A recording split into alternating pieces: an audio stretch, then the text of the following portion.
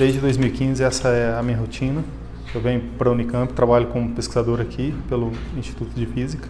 Tenho um escritório aqui na incubadora de empresas de base tecnológica da Unicamp, a Encamp, onde a gente desenvolve projetos e tenta levar para a sociedade parte do que é desenvolvido aqui em pesquisa. Atualmente eu sou contratado como pesquisador em um Instituto de Pesquisas em Neurociências e Neurotecnologias, um CEPID Brain, onde a gente busca reunir conhecimentos multidisciplinares para desenvolver tecnologias e ajudar no benefício das pessoas, principalmente na área de neuroreabilitação. Quando o paciente tem um AVC, ele sofre uma lesão cerebral.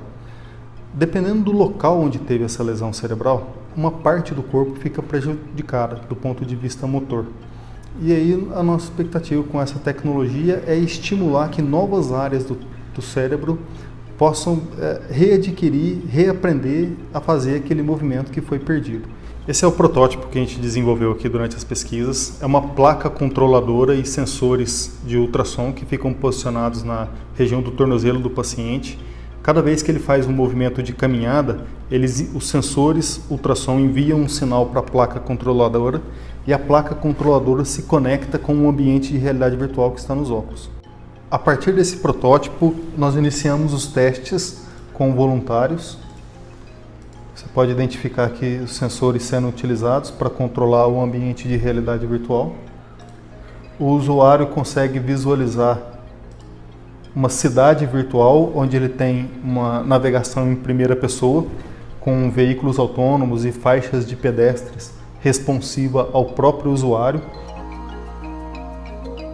Esse protótipo permite que um movimento limitado de um paciente possa ser reproduzido como um movimento completo em um ambiente virtual, estimulando assim a recuperação o mais rápido possível desse paciente.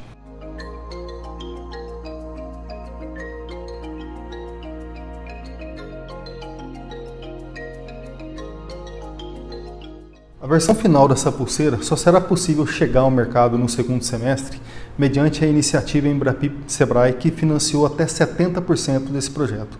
E a contrapartida não financeira em mão de obra de engenheiros do próprio CPQD, que vai colaborar por transformar isso em um produto final de fato.